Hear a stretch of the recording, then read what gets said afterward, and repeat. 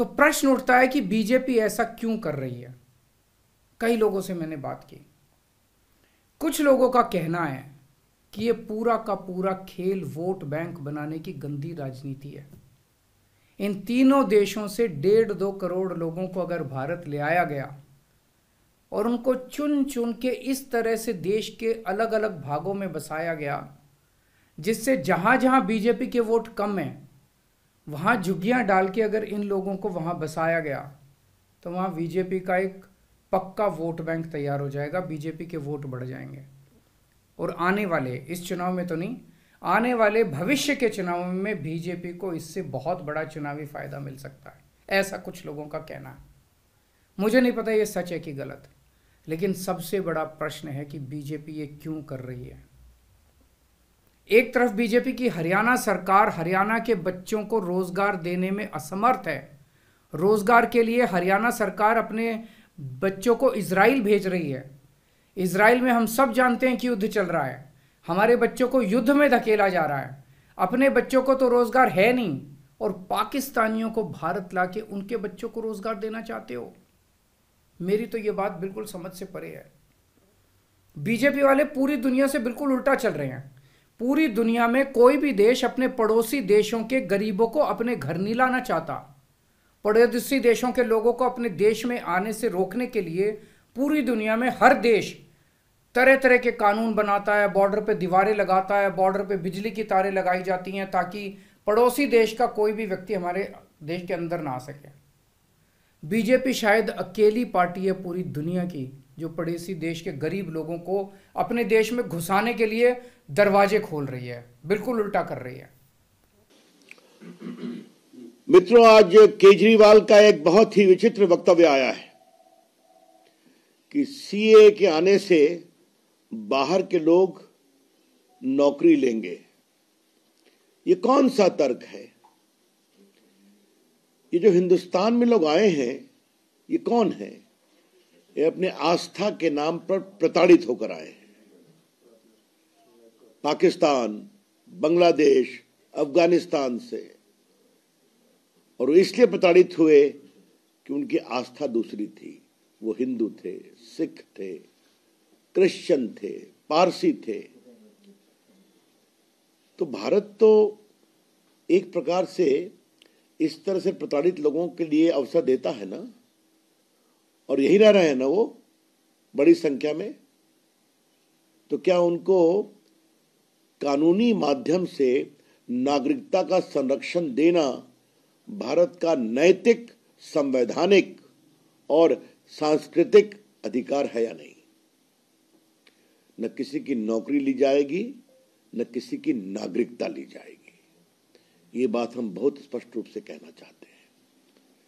लेकिन Kejriwal ji, vote bank की प्रत्याशा में आप कहां तक जाएंगे? बार बार माननीय गृह मंत्री अमित शाह जी ने इसको स्पष्ट किया है कि सीए हिंदुस्तान के किसी नागरिक की नागरिकता नहीं लेगा। सीए कानून का हिंदुस्तान के किसी भी नागरिक के बारे में कोई संबंध नहीं है। न हिंदुस्तान में रहने वाले किसी की नागरिकता छीनेगा, न किसी को नागरिकता देगा। ये केवल और केवल। नमस्कार। कल भाजपा की केंद्र सरकार ने सीए लागू करने का नोटिफिकेशन जारी किया है। 10 साल देश पे राज करने के बाद ऐन चुनाव के पहले इन लोगों को सीए की बात करनी पड़ रही है। अगर 10 साल में कुछ अच्छा काम कर लेते तो शायद आज सीए की जगह अपने कामों पे वोट मांग रहे होते। आज देश के सामने सबसे बड़ी समस्या महंगाई और बेरोजगारी की है। किसी को भी घर चलाना मुश्किल हो रहा है, इतनी ज़्यादा महंगाई हो गई है, कमर तोड़ महंगाई हो रही है। उधर हमारे युवा दर दर की ठोकरें खा रहे हैं रोजगार के लिए, उनके ऊपर डंडे लाठियां बरसाई जा रही हैं। ऐसे में सरकार बेरोजगारी और महंगाई का समाधान ढूंढने की बजाय सीए की बात कर रही है, तो ये बड़े दुख की बात है। ये सीए आखिर है क्या? बीजेपी की केंद्र सरकार का कहना है कि 3 देश, बांग्लादेश, पाकिस्तान और अफगानिस्तान, इन 3 देशों के अल्पसंख्यक जो हैं वो अगर भारत की नागरिकता लेना चाहें तो उन्हें भारत की नागरिकता दे दी जाएगी। इसका मतलब बड़ी संख्या में यहाँ से अल्पसंख्यकों को हमारे देश में लाया जाएगा, उनको रोज़गार दिए जाएंगे, उनके लिए घर बनाए जाएंगे, उनको यहाँ बसाया जाएगा। अजीब बात है ना। बीजेपी की केंद्र सरकार से हमारे बच्चों को रोज़गार दिए नहीं जा रहे, पाकिस्तान से लोगों को लाके उनके बच्चों को रोज़गार देना चाहते हैं। हमारे लोगों के पास तो घर नहीं है, भारत के तो ढेरों लोग बेघर हैं, लेकिन बीजेपी वाले पाकिस्तान से लोगों को लाके उन्हें भारत में बसाना चाहते हैं, उनको घर देना चाहते हैं। हमारे रोजगार उनके बच्चों को देना चाहते हैं, हमारे हक के घर उनमें पाकिस्तानियों को बसाना चाहते हैं। भारत सरकार का जो सरकारी पैसा हमारे परिवार और देश के विकास पे खर्च होना चाहिए, वो पैसा पाकिस्तानियों को भारत में बसाने पे खर्च किया जाएगा। इन 3 देशों में लगभग 2.5 से 3 करोड़ अल्पसंख्यक हैं। ये तीनों बहुत गरीब देश हैं। जैसे ही भारत के दरवाजे खुलेंगे, इन 3 देशों से भारी भीड़ हमारे भारत में आ जाएगी। अगर इन 2.5-3 करोड़ में से 1.5 करोड़ लोग भी भारत आ गए तो कौन देगा इनको रोजगार? कहां बसाओगे इनको? बीजेपी वाले अपने घर में बसाएंगे क्या इनको? इनके अपने घर में रखेंगे क्या इनको? बीजेपी वाले देंगे क्या इनको रोजगार? कौन देगा इनको रोजगार? वो लोग जो अपनी आस्था के नाम पर प्रताड़ित होकर पाकिस्तान, बांग्लादेश, अफगानिस्तान आदि से आए हैं, उनको नागरिकता देता है। और गृह विभाग ने भी बाकायदे एक स्टेटमेंट इशू किया है कि सीएए देश के मुसलमानों के विरोध में कुछ नहीं कहता। तो ये फिर बिना मतलब का प्रोपेगेंडा क्यों किया जा रहा है? और सबसे आश्चर्य की बात है कि ये कौन लोग हैं जो रोहिंग्या के पक्ष में खड़े होते हैं और कहते हैं कि उनको अवसर दो, उनको अधिकार दो, और जो प्रताड़ित होकर हिंदुस्तान में दर दर भटक रहे हैं, पीड़ा की जिंदगी जी रहे हैं, जिल्लत की जिंदगी जी रहे हैं। आज भारत ने जब उनके लिए कोशिश की है, नरेंद्र मोदी जी की सरकार ने, माननीय गृह मंत्री अमित शाह जी ने, तो उसको लेकर इस तरह की बातें कही जा रही हैं। ये बहुत दुर्भाग्यपूर्ण है।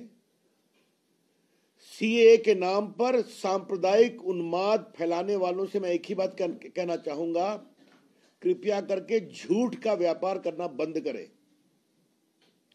Stop telling lies about the CAA. कल मैंने ममता जी का एक वक्तव्य देखा, उनकी राजनीतिक जमीन खिसक रही है बंगाल में, तो वो चिल्ला रही हैं। अब उस रेस में कूद गए श्रीमान केजरीवाल जी, और दक्षिण भारत में तो है ही है लेफ्टिस्ट लोग। We would like to clearly clarify on behalf of the BJP that CAA does not at all take away the citizenship of any Indian. It does not at all deprive any Indians of their citizenship. It's only and only related to those who have been victims of persecution because of their faith and were forced to flee away from Pakistan, from Afghanistan, and from Bangladesh. So India, as a country, imbued by its civilizational heritage and constitutional obligation, has given them this protection under CAA. I would urge the parties also of South India, particularly in Kerala and Tamil Nadu, please. एक और बात है सोचने की, पिछले 10 सालों में 11 लाख से ज्यादा भारत के बड़े बड़े अमीर उद्योगपति और व्यापारी भारत छोड़ के चले गए। ये लोग भारत में फैक्ट्री चलाया करते थे, इंडस्ट्री चलाया करते थे, बड़े बड़े व्यापार किया करते थे, लाखों लोगों को नौकरी देते थे, रोजगार देते थे। ये बीजेपी की गलत नीतियों और उनके अत्याचार से तंग आके भारत छोड़ के चले गए। अगर बीजेपी को लाना ही है तो इन लोगों को वापस भारत लेके आओ ना, जो भारत छोड़ के चले गए। ये भारत आएंगे, इनके पास पैसा है, भारत में इन्वेस्ट करेंगे, नई नई फैक्ट्रियां खोलेंगे, नए नए व्यापार खोलेंगे, अपने बच्चों को रोजगार मिलेगा। ये क्या बदतमीजी है कि बांग्लादेश के, पाकिस्तान के और अफगानिस्तान के लोगों को हमारे देश में लाके बसाएंगे और उनको हमारे बच्चों के हक के रोजगार उनको देंगे। ये लोग कह रहे हैं कि 2014 के पहले आए हुए घुसपैठियों को इन नागरिकता दी जाएगी। ऐसा नहीं है, ये तो शुरुआत है। एक बार ये सिलसिला चालू हो गया, एक बार दरवाजे खुल गए तो फिर बहुत बड़ी संख्या में पाकिस्तानी और बांग्लादेश से लोग भारत में आने लगेंगे। आज बीजेपी कह रही है 2014 के पहले आए हुए लोगों को ही नागरिकता दी जाएगी। देख लेना, अगले चुनाव में ये बीजेपी वाले इस तारीख को बढ़ा के 2024 कर देंगे कि 2024 के आए हुए पहले वाले लोगों को दी जाएगी, और फिर इसे और आगे बढ़ा देंगे। मोटी मोटी बात यह है कि पाकिस्तानियों और बांग्लादेशियों के लिए भारी संख्या में भारत आने के लिए बीजेपी सरकार ने दरवाजे खोल दिए। ये देश के लिए बेहद खतरनाक है, और इसका सबसे ज्यादा खामियाजा उत्तर पूर्व नॉर्थ ईस्टर्न स्टेट्स भुगत रहे हैं, खासकर आसाम। आसाम के लोगों की भाषा और संस्कृति खतरे में पड़ चुकी है, क्योंकि वहां पे बांग्लादेश से इतनी बड़ी संख्या के ऊपर इलीगल माइग्रेशन हुआ है।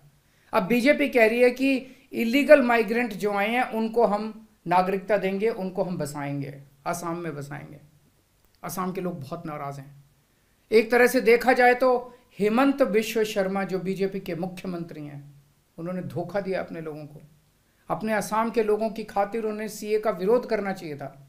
उन्हें कहना चाहिए था कि असम के लोगों की संस्कृति और भाषा दोनों खतरे में है, ये बिल्कुल बर्दाश्त नहीं किया जाएगा। तो दोस्तों, पूरे देश की मांग है कि सीए को वापस लिया जाए। हम किसी हालत में अपने बच्चों की नौकरियां, अपने बच्चों के रोजगार दूसरे देश के लोगों को किसी हालत में नहीं देंगे। और अगर बीजेपी नहीं मानती तो इसको वापस नहीं लेती, तो इस चुनाव के अंदर बीजेपी के खिलाफ वोट करके आप अपना गुस्सा जाहिर कीजिए। नमस्कार। Stop spreading hatred based upon falsehood. तो मित्रों, मुझे कहना था, केजरीवाल जी तो कुछ नए नए तर्क रोज निकालते हैं, छोड़ दीजिए उनको।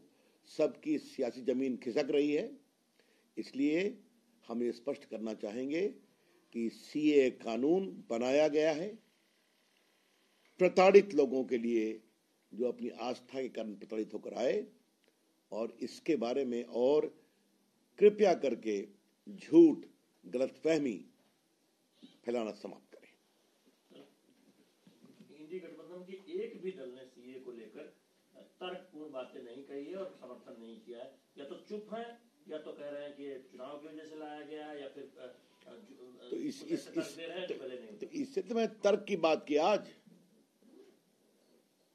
बार बार जब सरकार ने स्पष्ट किया है, माननीय गृह मंत्री अमित शाह जी ने स्पष्ट किया है, गृह विभाग ने अपने वक्तव्य में स्पष्ट किया है, तो फिर इसको क्यों बनाने की कोशिश की जा रही है? सांप्रदायिक वैमनस्य के आधार पर एक भी तार्किक विरोध नहीं किया गया है। इसलिए मैं लगा कि इसको स्पष्ट करना जरूरी है।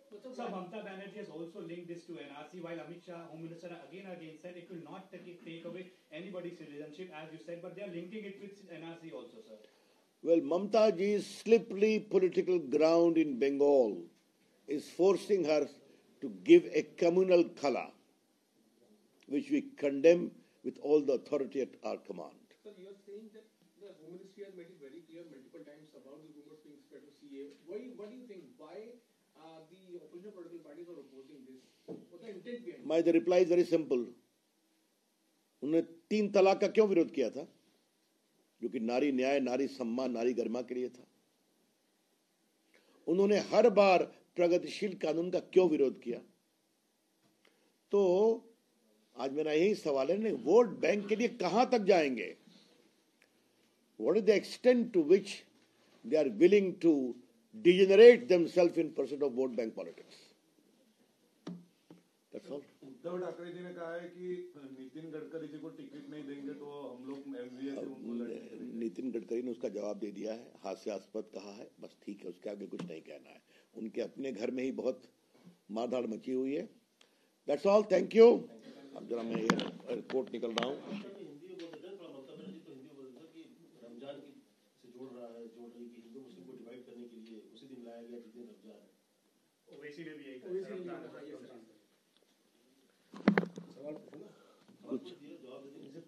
तो ममता बनर्जी की पराकाष्ठा पर जाकर कह रहे हैं कि मुस्लिम के एक बहुत महत्वपूर्ण त्योहारों के दिन ऐसा लाया गया। अब इस तरह की बेतुकी बातों के बारे में मैं क्या कहूं? सीए कानून लाया 4 साल पहले, अब उसका रूल नोटिफाई किया गया है, बस उसकी प्रक्रिया बताई गई है। मैं फिर कहूंगा, कृपया करके इस तरह का धार्मिक उन्माद न फैलाएं।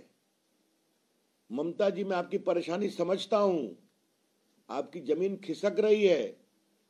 हर सर्वे बता रहा है कि भाजपा की जबरदस्त विजय होगी, लेकिन कृपया करके जिसका कोई आधार नहीं है, जैसा पहले बार बार कहा गया है, इस कानून से ना भारत के किसी नागरिक की नागरिकता छीनी जाएगी न दी जाएगी। ये सिर्फ प्रताड़ित लोग के बारे में व्यवस्था करता है जो बाहर से आए हैं। तो फिर इस तरह की बातें नहीं कहनी चाहिए।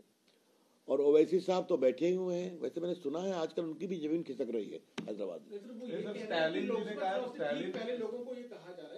आई think the spokespersons of BJP in Hyderabad are enough to deal with Mr. Owaisi. Sir, Stalin ने कहा हम इम्प्लीमेंट नहीं होने देंगे, ऐसा अब देखा जाए चंद्रना भाई, this is a central law and a central law is required to be implemented. Thank you. मैं प्रयागराज, फूलपुर और प्रतापगढ़ जा रहा हूँ। चलिए क्लस्टर में NTV टाइम, जनता की बात जनता के साथ।